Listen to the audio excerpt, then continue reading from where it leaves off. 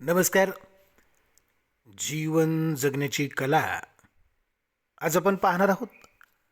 प्रगतीचे वैरी 6 आणि जे हे टाळील तोच महान होईल. ऐश्वर्य किंवा प्रगतीची इच्छा धरणाऱ्या माणसाने या जगातील 6 दोषांचा त्याग केला पाहिजे. झोप, तंद्री म्हणजे सुस्ती, भीती, राग, आळस आणि कामात दिरंगाई करणं. महाभारतातील उद्योग पर्वतांतर्गत येणाऱ्या अत्यंत गाजलेल्या आणि तत्त्वज्ञानाने परिपूर्ण अशा विदुर नीतीतील हा श्लोक म्हणजे मानवी जीवनातील यशापयशांचा अत्यंत अचूक, विदारक आणि शाश्वत सत्य मानणारा एक महान आरसा आहे. अंध आणि मोहग्रस्त धृतराष्ट्राला उपदेश करताना महात्मा विदुर अत्यंत स्पष्ट आणि कठोर शब्दात सांगतात की या जगात ज्या कोणा माणसाला ऐश्वर, यश, प्रगती आणि महानता प्राप्त करण्याची इच्छा आहे त्याने स्वतःच्या अंतर्मनात दडलेल्या या 6 भयंकर दोषांचा किंवा शत्रूंचा अत्यंत निर्दयीपणे त्याग केलाच पाहिजे.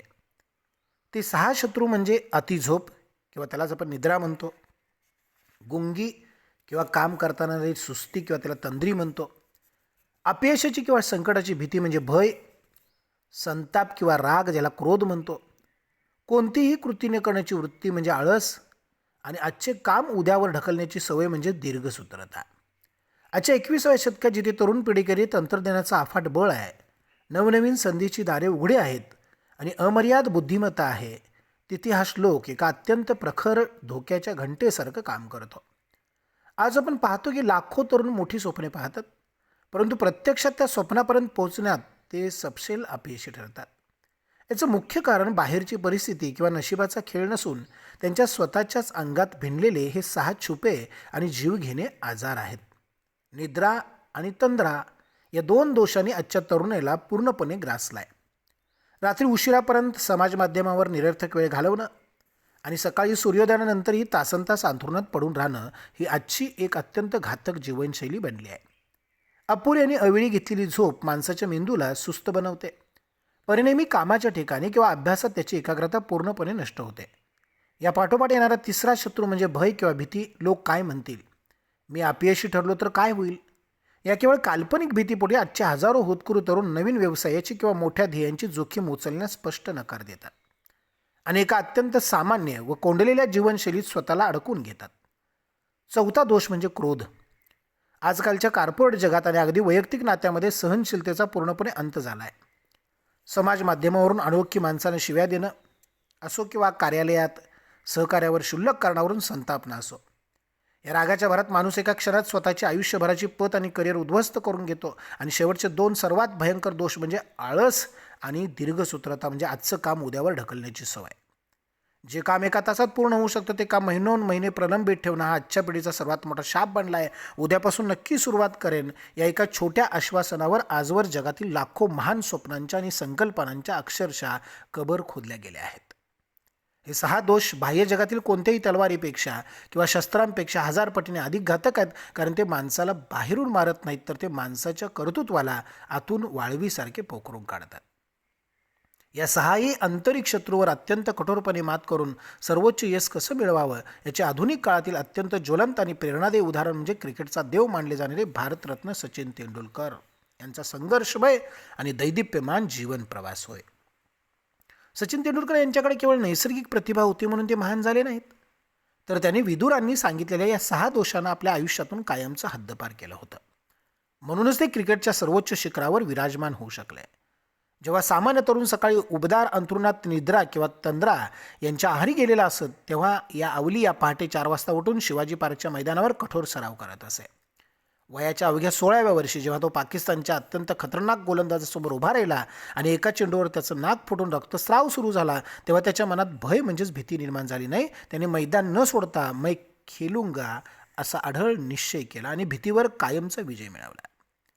त्यांच्या संपूर्ण 24 वर्षाच्या कारकिर्दीत त्यांना अनेक गोलंदाजांनी शिव्या दिल्या, स्लेजिंग करून डिवचलं, परंतु सचिन तेंडुलकर यांनी कधीही क्रोध म्हणजेच संताप व्यक्त केला नाही.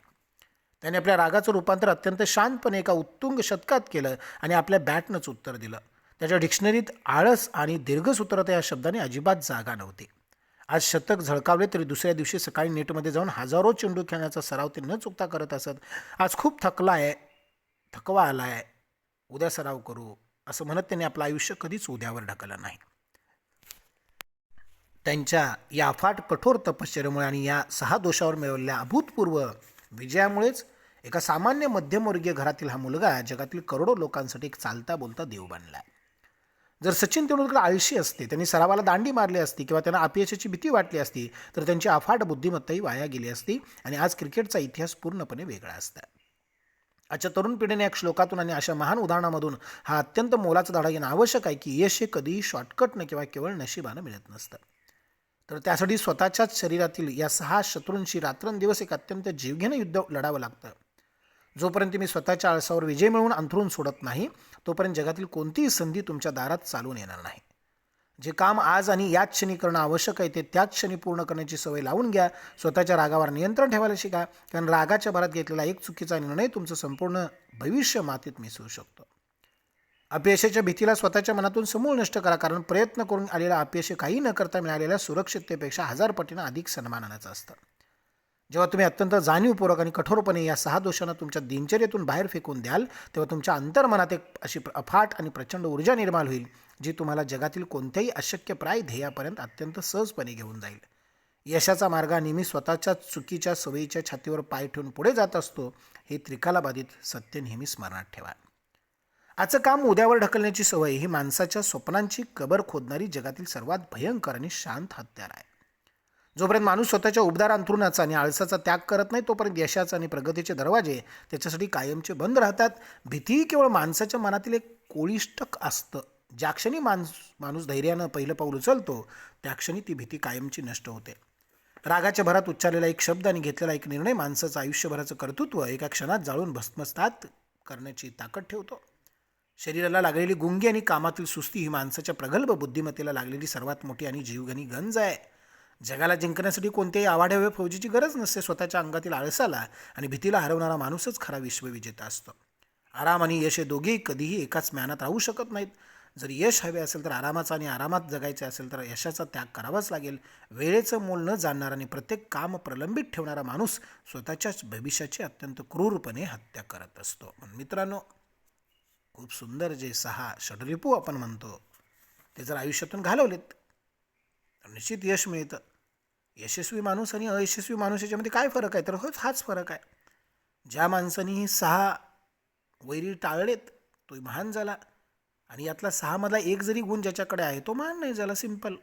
म्हणजेच आपण झोप हवी तेवढीच घेतली पाहिजे, सुस्ती काढून टाकली पाहिजे, भीती मनातून काढून टाका, राग आळस कामातला दिरंगाईपणा ही 6 सूत्र सोबत घ्या आणि आयुष्य जगा. उद्या पुन्हा आपण भेटणार आहोत. तोपर्यंत नमस्कार.